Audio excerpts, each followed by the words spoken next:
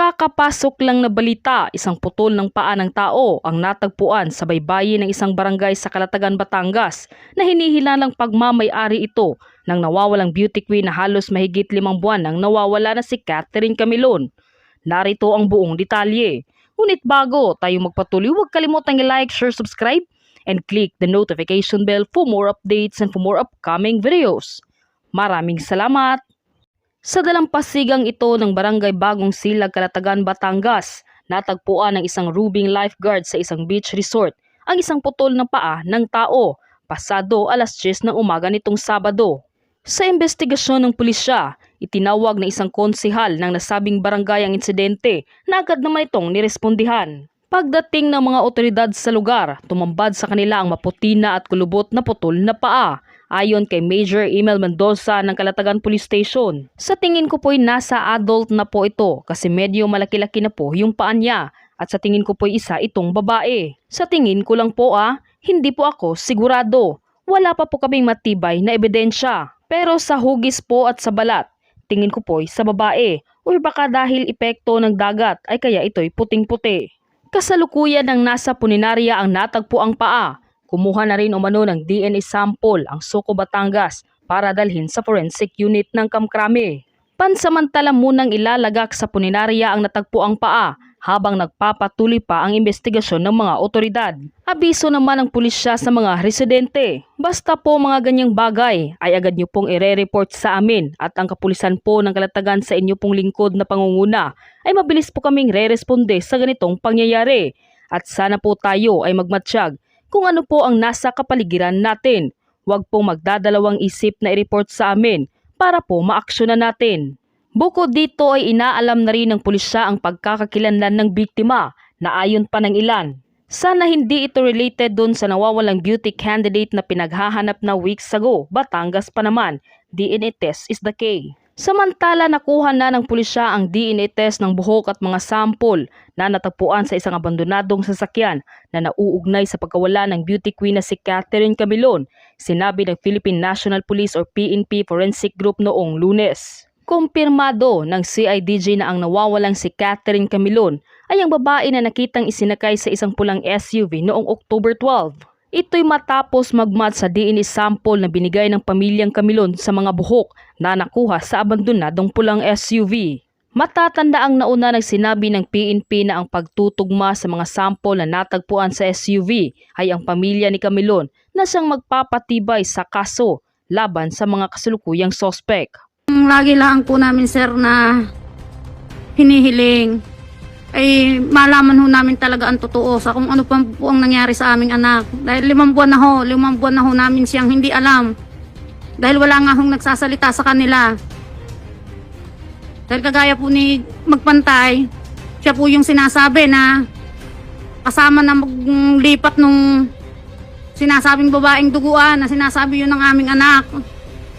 Sir, napakasakit naman at napakahirap sa loob namin bilang pamilya.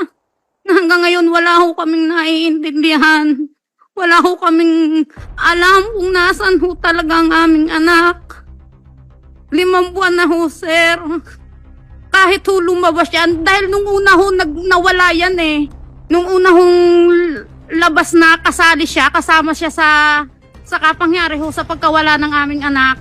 Nawala ho siya, parang tumago. Tapos nung naglapit nga po kami kay Senator Raffy Tulfo sa kanilang programa, makailang hindi ko ho alam kung may linggo o inabot ng buwan, bigla ho siyang lumitaw sa Balayan Police Station na hanggang sa ngayon naman ho wala siyang sinasabi.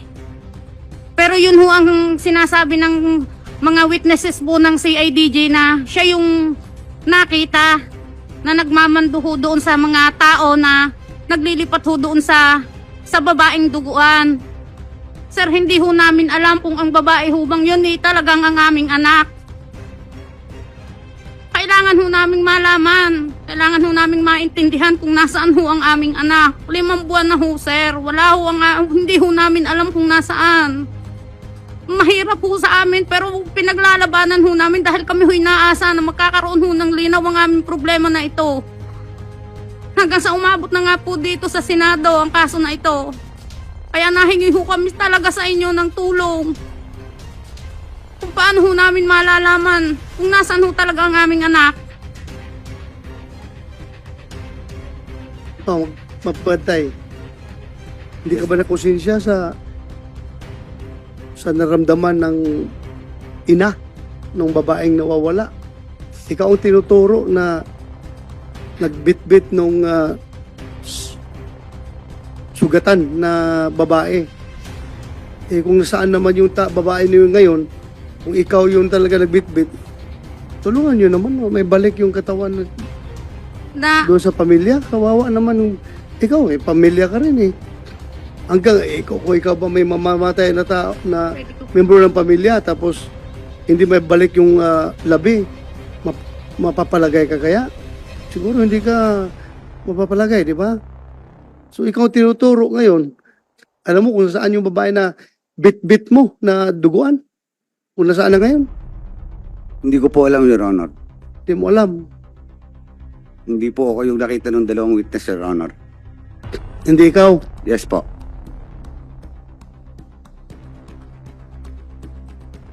Anyway. Yes, go ahead, Senator. Baka hindi naiintindihan ni Mr. Magpantay na civilian po kayo, no? Opo, Your Honor. Hindi po kayo police, siyempre, Hindi po. maliwanag. Alam niyo po, kami po ni General Bato, ni Senator Bato, ako po ay dating bilanggo at si General Bato ay dating direktor sa Bilibid. Opo. Gusto ko lamang pong ipaalam sa inyo, yung mga kasong ganito, nakarumal-dumal laban sa babae. At pag kayo po ay nakulong, kayo po ay napatunayan na nagkasala at ginawa niyo po ito, at kayo po ay walang proteksyon, medyo mahirap po ang magiging sitwasyon niyo sa Bilibid. Ako na po ang nagsasabi sa inyo. Dahil sa Bilibid, may mga kaso po na yung mga kaso na yan ay kahit na bilanggo yan at mga kriminal, pero pag pinag-usapan dyan ng rape, yung ganitong klaseng kaso, ay may paglalagyan po kayo sa loob. Kaya ang akin pong mungkahi sa inyo, Sir Jeffrey, baka wag na po tayong umabot sa contempt din, baka gusto niyo po kaming makausap. Handa po kaming makinig sa inyo, Sir Jeffrey. Pag-isipan nyo pong mabuti. Kasi baka hindi nyo po nalalaman na kung gaano po kabigat ang maipapatong sa inyong kaso. Wala po kayong proteksyon na mangyayari dito. Hindi po kayo katulad ni Sir De Castro. Na yan, pulis yan. Pag yan nakakulong, definite yan, meron niyang proteksyon sa loob. Kasi may mga pulis din doon na nakakulong. Merong building na kukuha dyan. Sa inyo, wala. Pag-isipan nyo pong mabuti. Pag-isipan nyo pong mabuti ng 10 beses, pag-isipan ninyo. Makakatulong kayo sa pamilya na kawawa naman ang pamilyang ito. At tayo makakatulong sa kanya. At kami makakatulong sa iyo. So are you willing na mag-executive session sa aming dalawa ni Senator Robin Hood Padilla after this? No po, Your Honor. Wala po kasi po ako, Your Honor, itetestigo po. Ha? Wala po akong itetestigo laban kay Major. At Hindi, wala hindi. po akong alam tungkol sa Ibig babae. kong sabihin ba, gusto mo bang makipag-usap sa amin mamaya afterwards? Pwede po, We're Your Honor. offering you or Pwede po, Your Honor. Pwede po. gusto mo makipag-usap sa amin? Pwede po. Mamaya, pag adjourn natin dito, mag-usap tayo. Opo. Ha? Yes po, Your Honor. Makita mo yung parents, oh. Wawa. Ha? Sus, papalayo lang. Huwag sana mangyari rin sa akin. Nakunod. Hirap yung ganyan na mangyari sa atin.